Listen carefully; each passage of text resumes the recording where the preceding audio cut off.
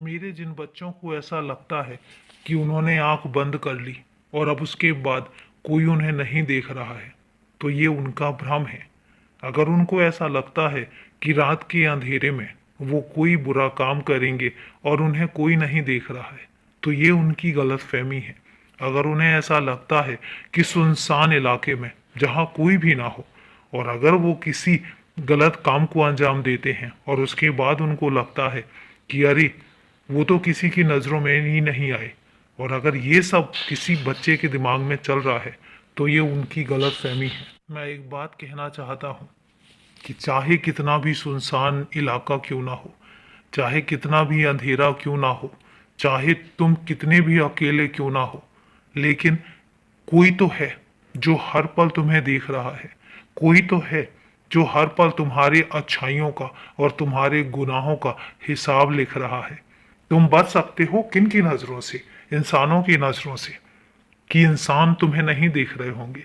लेकिन क्या मैं उन बच्चों को एक बात कहना चाहता हूँ कि क्या वो ऊपर वाले की नज़रों से बच सकते हैं? क्या वो मेरी नज़रों से दूर रह सकते हैं? नहीं। मैं तो उस जगह भी देख सकता हूँ जिस जगह प्रकाश नहीं पहुँचता। मैं उस जगह पर भी होता हूँ जिस जगह पर एक रोशनी, सूरज की रोशनी भी नहीं पहुंचती।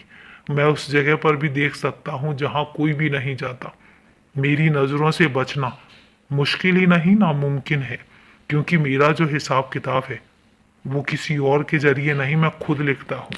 और जब मैं स्वयं हिसाब किताब करता हूँ तो फिर उसमें किसी की ज़रूरत नहीं होती मुझे, किसी की ज़रूरत ना मुझे पड़ती है। तो मैं उन बच्चों को समझाना चाहता हूँ आज कि अगर उन्हें ऐसा लगता है कि वो बच गए, तो वो बहुत बड़ी गलतफहमी का शिकार हो रहे हैं।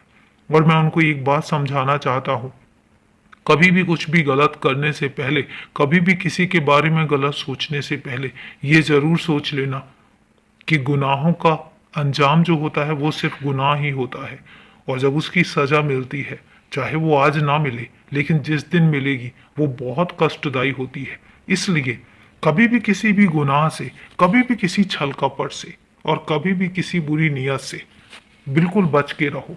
इतना बच के रहो कि तुम्हें उनका असर भी ना होने पाए, और तुम हमेशा ईमानदारी से, अच्छे कर्मों के साथ जिंदगी जियो, दान के साथ जिंदगी जियो। दान दो, अच्छे कर्म करो, इंसानियत रखो, क्योंकि यही सब चीजें हैं जो तुम्हें तुम्हारे अच्छे कर्म लेकर आएंगी और इसके बाद जिंदगी भर तुम्हें एक सुकून देंगी।